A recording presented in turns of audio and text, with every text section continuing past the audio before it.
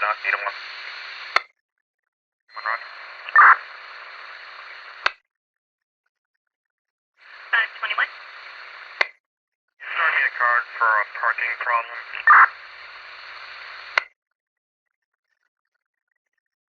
And Foreigner 23. Yes, that's for I'll get a 28 from one. Truck when you're ready. Go ahead. Here's the one truck, Boy Lincoln X-ray 985, should come back up and heading slowly.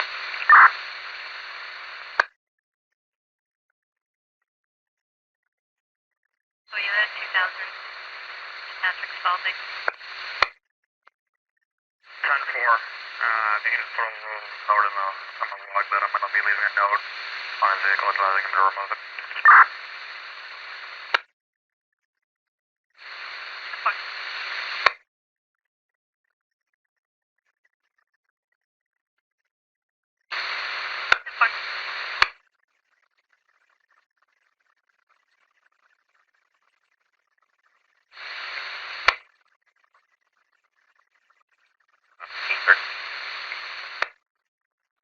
So this, so I teach mindfulness-based stress reduction, and most of my my audience is trauma survivors.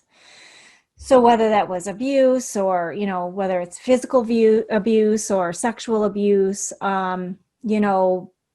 people who have witnessed traumatic events, people who went to war. So I work with a lot of veterans, combat veterans who suffer from PTSD. Okay. And a couple months ago, I did a series on mindfulness and depression, because I ended up coming in contact with someone who I immediately recognized the symptoms of depression in. And so I wanted to kind of get it out there so that people would understand, like, okay, depression is a very real problem, and it's far more prevalent than we think it is. Yeah. And I wanted people to be able to understand the signs of depression.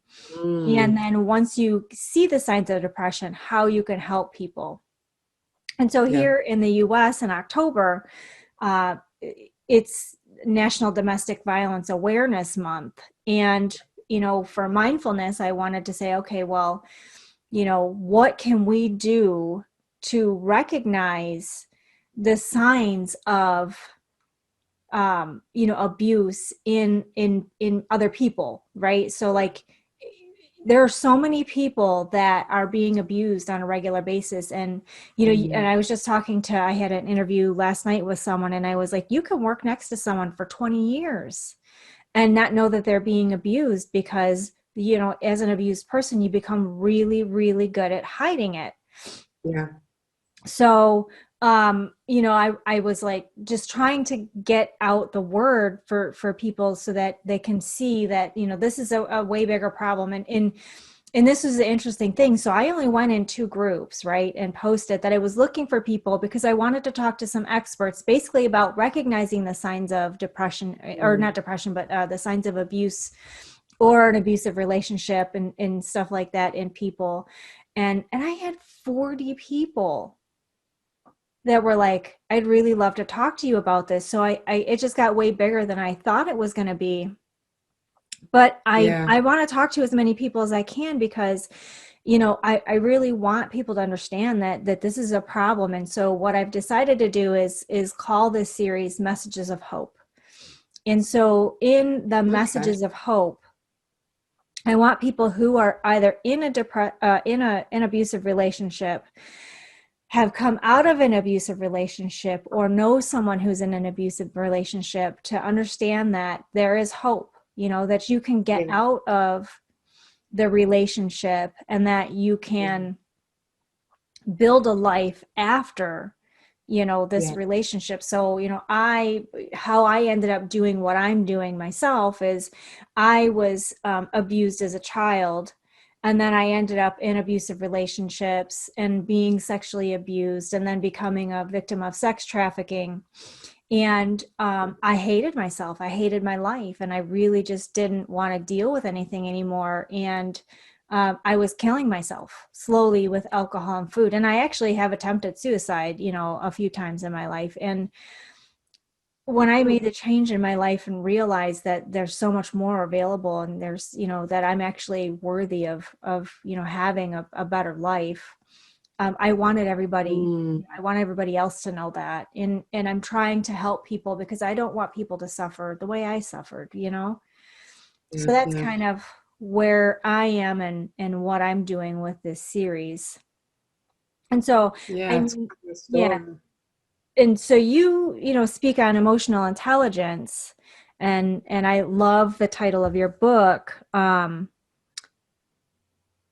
Relationship Magnet, because a lot of people who are in abusive relationships, they don't understand how a real relationship is supposed to work, how a good relationship is supposed to work. And I was the same way. Like when I got out of my abusive relationships and I met my husband 19 years ago, he was a really nice guy. And it was something that was completely foreign to me. And I tried to destroy that relationship because it was like, get away from me. I can't deal with this. You're just too nice. You really, there's some ulterior motive here. You're going to do something crazy. And I'm really glad that, no matter how hard I pushed, he really was like, no, I'm not going to let you keep, pushing me away.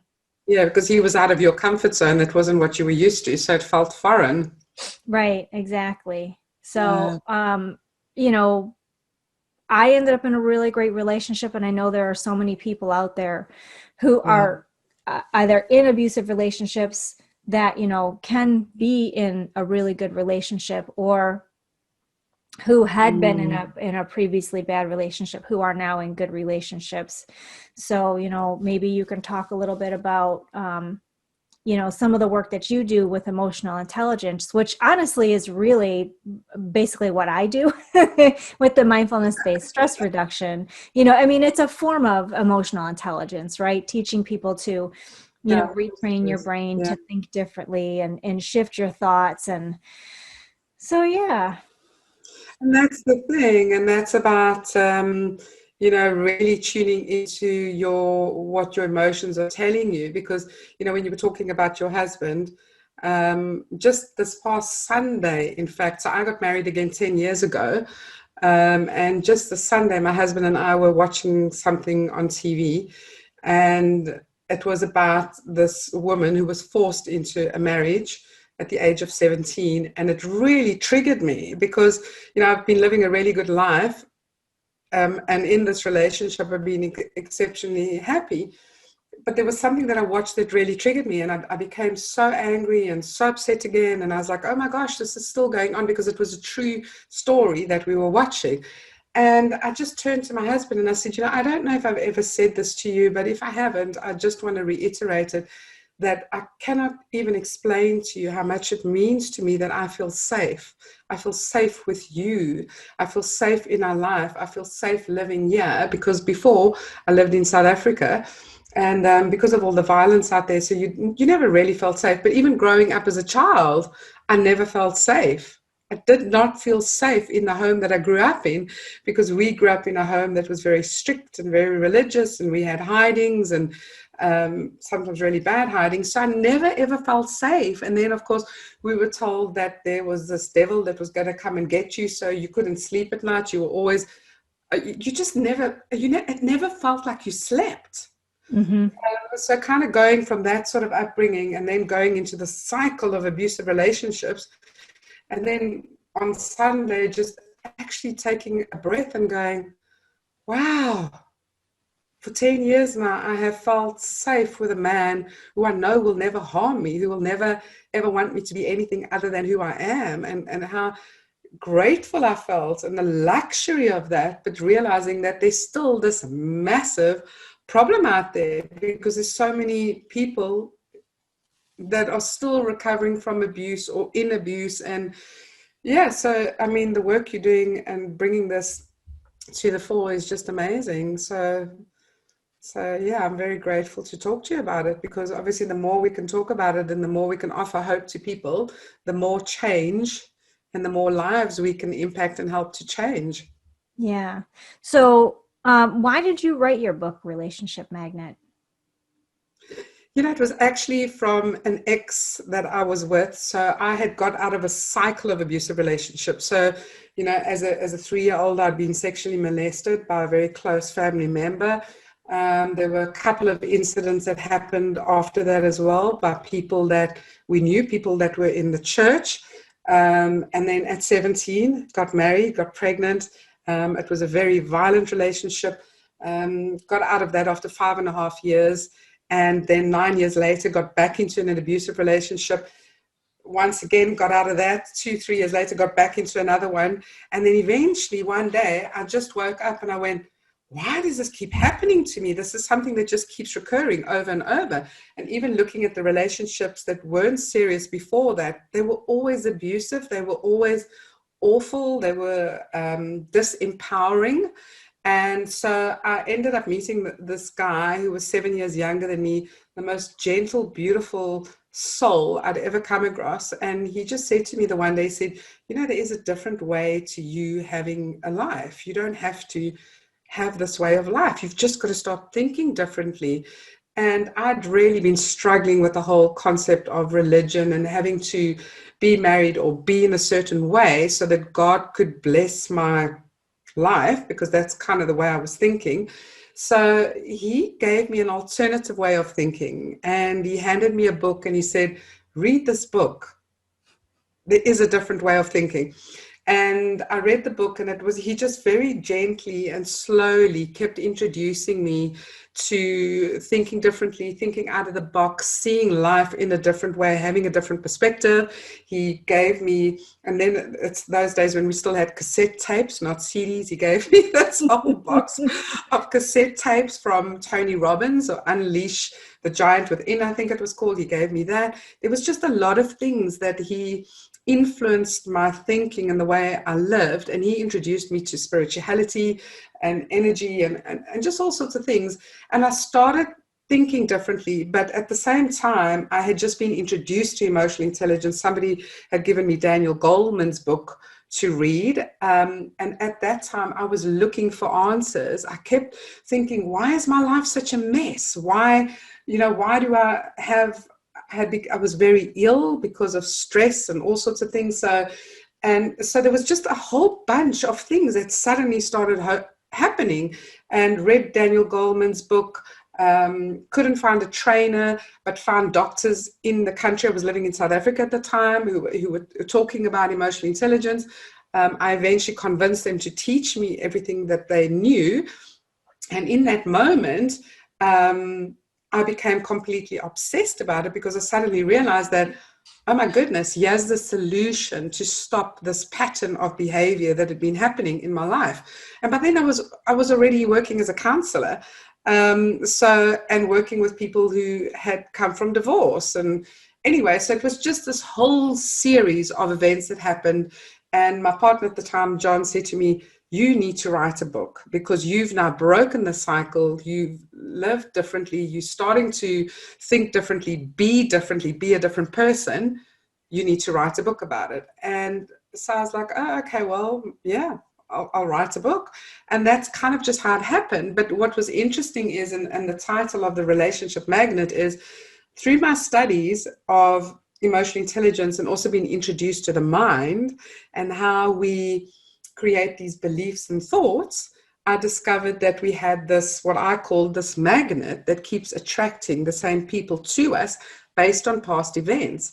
And because I'd looked back over my life and realized that my thinking and my beliefs had been damaged and changed as a little girl because of what had happened to me, that is how I saw myself. That's what I believed about myself and about the world. And therefore, I kept having these same experiences over and over and over again with just somebody in a different pair of pants, as Oprah once said. And so when my book came out, I just started, or should I say, I just nearly finished it when I went on a writing course, and somebody said to me, how's it going with your book? And I said to them, well, I'm trying to explain about this whole magnet thing, about how life happens to us. And he said to me, oh my gosh, you've got to watch The Secret. This new movie has just come out, The Secret. And so then I discovered that this magnet that I had come across was actually the law of attraction.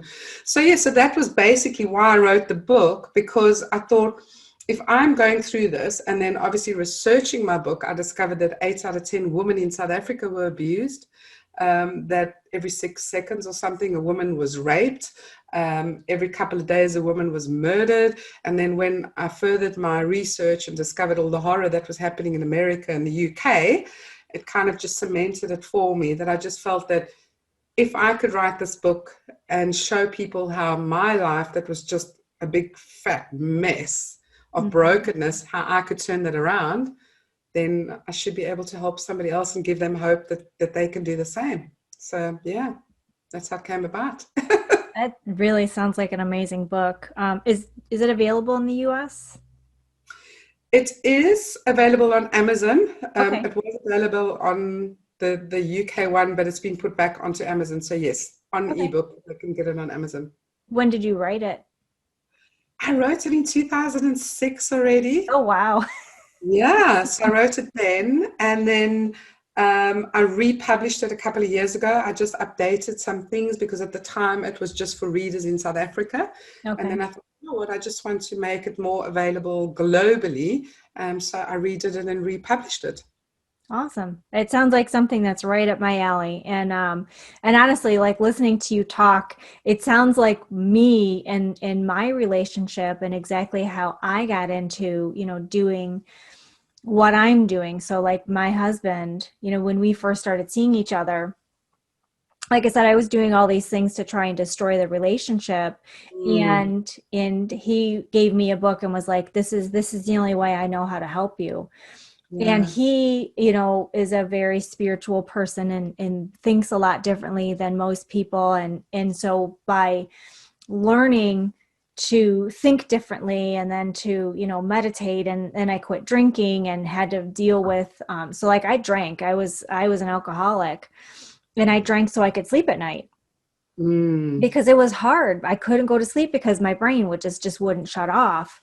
And so when I quit drinking, I still needed kind of a way to cope. I just used alcohol as a coping mechanism. And so I learned how to meditate and how to actually control my thoughts and how to shift my thinking and how to choose what I was going to think. And by shifting all these thoughts and making all these changes in my life, in my personal life, my outside life started to change. So all of the old people that were really bad influences that I used to go to the bar with, like they just kind of stopped calling me, and, I didn't hang around, and then new people started coming in, and the new people that were coming in were kind of on the same wavelength. And, you're the sum average of what the 6 people you spend the time around the most. And so all these people that were kind of in alignment with where I was at that time kept coming in, and then I just kept moving up, and, the same thing. So some of those people would fall away, and a couple of them would stay, and some of them would, kind of get a little bit more elevated with me. And it really makes a huge difference. Yeah. Just the thoughts that you choose to think. And I think that's a hard one, isn't it? Because this morning I was thinking about it, and that whole saying, I don't know who it was, with the mindfulness practice, where they say, just for today, I will. And I think that is the toughest thing to do, is to change the habit of being yourself, as Joe Dispenza says, because if you don't change that habit and your thoughts keep going back to being that previous person. So it's making that commitment to every single day going, well, just for today, I'm going to choose to think differently, and I'm going to choose happiness, and doing that every single day. Because, that program that I watched with my husband, as I said, it really triggered me, and I've been healed for quite a long time. But I allowed my thoughts to go down that rabbit hole, so much so that I spent 3 days crying, 3 days in a state of darkness, and going, oh my gosh, just get me out of this, because I feel like I'm being sucked down into, because all the memories of what happened before, who you were before, that old stuff is still there. It doesn't ever really go away. It just, if you open that door back up, and allow it to come back up again, it can consume you. And I think that's what it is for people, is to have that daily practice of, what am I going to focus on today? Going to bed, being grateful, going to bed, chanting to yourself, I love and accept myself just as I am, so that you then wake up with that thought. Because I don't think, and this is not to be negative at all, but I do think it's a choice that we make every single day to go, well, I choose to be happy. I choose to be this amazing person that I know I am, because everything else that happened to you is what happened to you. It doesn't make you who you are. You can choose who you want to be right now. And I think sometimes that is the hard thing for people to hear, because they go, oh, that's just simplified, that's easy. But I think we can complicate it, because we can decide not to watch certain things. And usually I don't watch programs like that because I know it triggers me. Mm-hmm. But I made a choice to watch that. And I could have gone, no, I don't want to watch that. I know it's going to take me to deep, dark places. I don't want those deep, dark places. So I choose to watch something that's empowering and light and happy, because I know when I do, I never, ever go down that rabbit hole again. So it really is about having that daily practice, where you're saying with meditation is like just shifting your focus on, what is it you want to focus on? Do you want to focus on happiness? Do you want to focus on everything you're grateful for? Do you want to focus on having this amazing, loving relationship? Or do you want to focus on being in the past of everything that was bad? Yeah. And knowing that you have that choice to make. Yeah, and that's the thing, is one of the problems that a lot of people, particularly trauma survivors, deal with on a daily basis is the victim mentality. Yeah. Like, I can't believe it happened to me. And it's like, well, whether you want to believe it or not, it happened. I mean, it happened. And there's nothing you can do to change it. All you can do is accept that it happened. You don't have to like that it happened. Yeah. And I'm not asking you to like that it happened, because nobody should ever like being treated like crap or being abused or, having to do horrible things. Yeah. But you have to accept that it is a part of your life, and, then you can move on. That's part of even like the grieving process, right? It's the acceptance. Once you accept, then you're able to move on. That's it. And a lot of people that I work with, they're really kind of stuck in that victim mentality, and they really need to work on shifting their focus. And I love that you said that, because that is the main thing, is shifting your focus forward instead of backward, or on what you have right now. Yeah. Instead of what happened to you in the past, like possibilities, as opposed to, all the problems.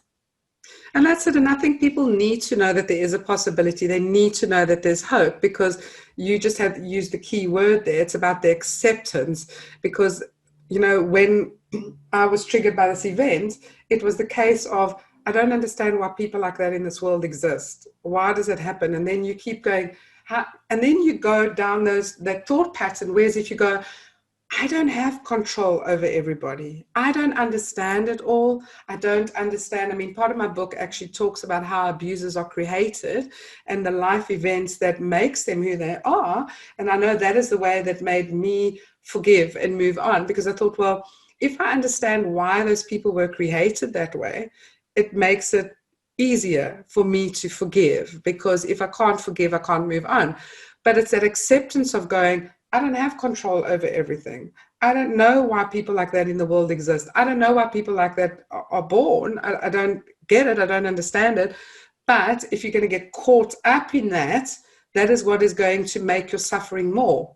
So when you accept that you can't control it, but you can accept what you can do about it to move on, what can I do differently today, and create those new habits so that it sucks you out of it.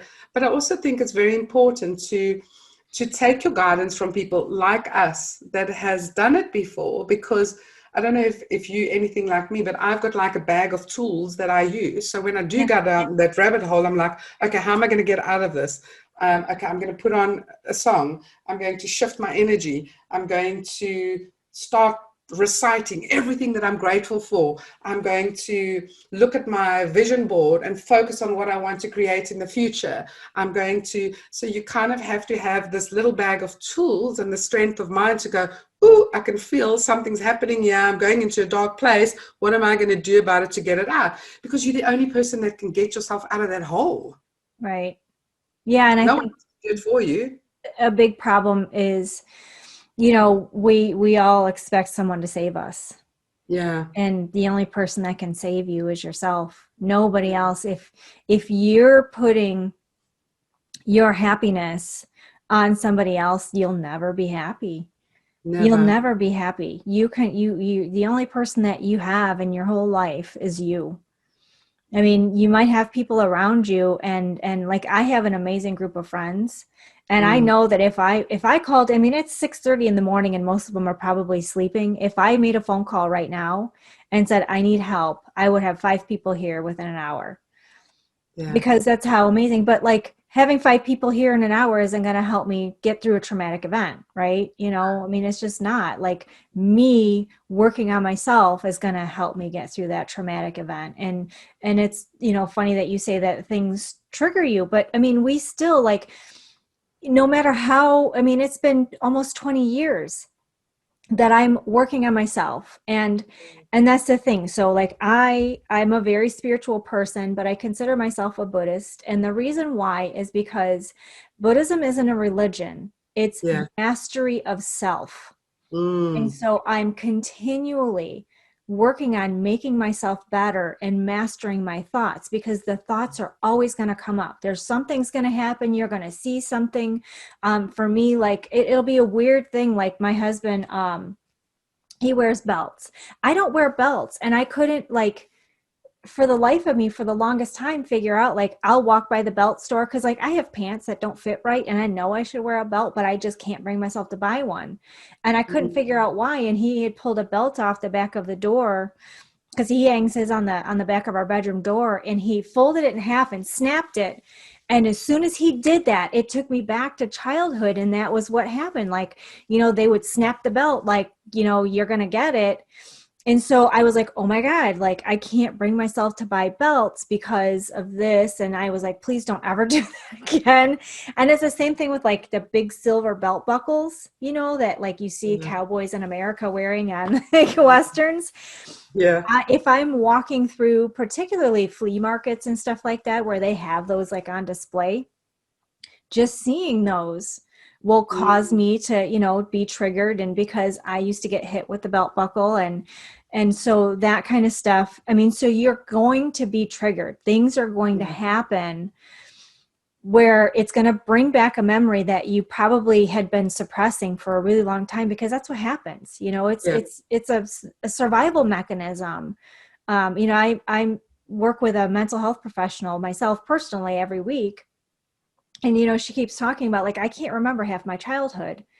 And, we bury all of these feelings deep, deep, deep down. And some things, just will automatically bring them to the surface. And so we have to have these tools to be able to cope with, whatever happens, like the emotions and the feelings and the fear and the frustration and the anger and the anxiety that we have when it comes up. And, using emotional intelligence and using things like mindfulness and meditation will really, really help to get you through these situations. Exactly. And that is why my focus moved to, because when I started my emotional intelligence practice and my training and my coaching, it was always focused on the adults, and it was focused on corporations and corporate companies, and worked with a lot of big clients. But then my focus turned to helping parents and educators and children, because like you just said, I mean, we had a strap. My dad had a strap, piece of leather on a wooden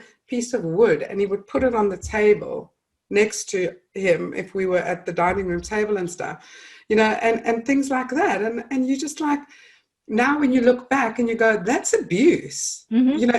Hitting your child, if you like to hear this or not, is abuse, pure and simple. So for me, I want to help parents to understand that, because there's so many of them that still haven't connected the dots. And even though it's illegal in South Africa, it's illegal in the UK, a lot of people are ignoring it because they're like, don't tell me what to do with my child. But I remember Oprah Winfrey saying once, and I'm a big fan of Oprah Winfrey, always used to watch her show, and she said, your adulthood is spent recovering from your childhood. Now, as a parent, why do you want that for your child? Why do you want them to spend their whole adulthood like we have, recovering what happened to us as children and as young women? So the whole thing is about getting people to wake up and to go, what did it feel like for you when your parent hit you? So if it made you feel so awful and so unloved and so rejected and so abnormal and so not good enough and all of those things, why would you then just do that to your child? Because it's that empathy that still hasn't been developed with a lot of people. And that's the biggest component about emotional intelligence. And it's always trying to bring the message across of one of love, and one of, or should I say, saying it and educating it with love, because it's not about judgment, because people don't know better until they do. Yeah. And that's the thing with emotional intelligence, is that thinking, developing your empathy, stopping, not just doing it on automatic, because being emotionally intelligent is just that period of waiting, not reacting based on your emotional brain, hitting your child, spanking them, punishing them, calling them a name, whatever it is, but waiting for that information to get your rational brain, and then go, stop, think, and then act. What am I doing? What is this going to do to my child? Do I want to be this person? Do I want to be better than my parents were? So it really is, as you say, having those tools. And that's what we do with our academy, is giving people those tools to help them to become that better person, that better parent, and to help their children become everything in a way so they don't have to spend their whole adulthood recovering from their childhood. Right. And I think what you're doing is really, really important, particularly for children who grow up in abusive households, because hurt people hurt people. I mean, that's just the way it is. And particularly people who are, in the domestic violence realm, most people who are abusers were abused. And they don't even things, they don't know any different. They don't know there's any different way to be, that there's, and women, particularly who are in abusive relationships, it might be how they saw their mother. And so they just assume that this is how a real relationship is supposed to work, when it's really not. So teaching the kids really early, like, and the parents, to keep them from repeating the cycle of abuse. It's truly, truly important. Exactly that. And that's the whole message, is that, we role model to our children. As a woman, if that's the treatment that you accepted and that you put up with, your daughter is going to think that that's normal. Your son is going to think that that is normal. So a lot of times the cycle just continues. When you're hitting your child, you are teaching them that's what you do when you grow up. So you, as the parent, are continuing the cycle. So it really is about, as I said, connecting those dots. And it's so important for children to grow up knowing that they're enough, knowing that they're amazing and loved.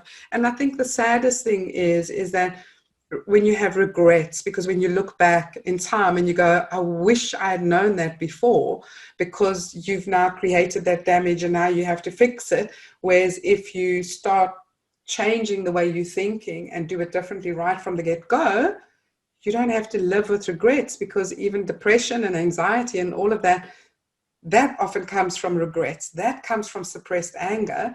So it's that whole cycle of your own mental health issues, your emotional health issues, is because of your thinking and not being able to change that thinking, and realizing that you can change it. There is hope for the future, and you can do things differently to what was done to you.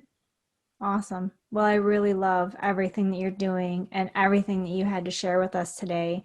So I just want to take the time to thank you so much for making time in your day to speak to us and to tell us about what you do and to just share some insights about, shifting your thinking and, trying to break the cycle of abuse and trying to, get yourself out of the unhealthy patterns that we keep ourselves in, that, just kind of perpetuate the same things over and over and over again.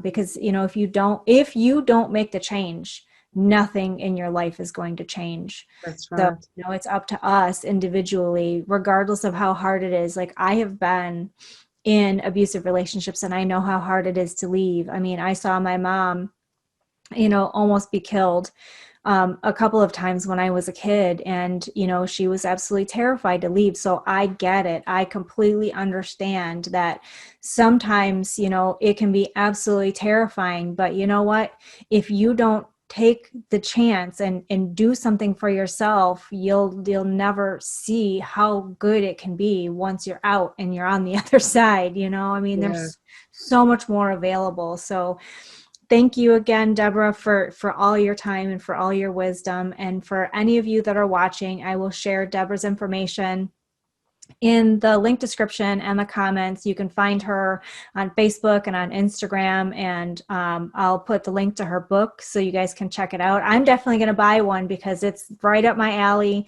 and I'm pretty sure I'm going to learn some really amazing things that I can share with my audience. And, I really just appreciate your time today. So thank you so much for joining us. You're so welcome, and keep doing what you're doing because you're giving people hope to know that there is a different way. So thank you so much. I appreciate it. All right.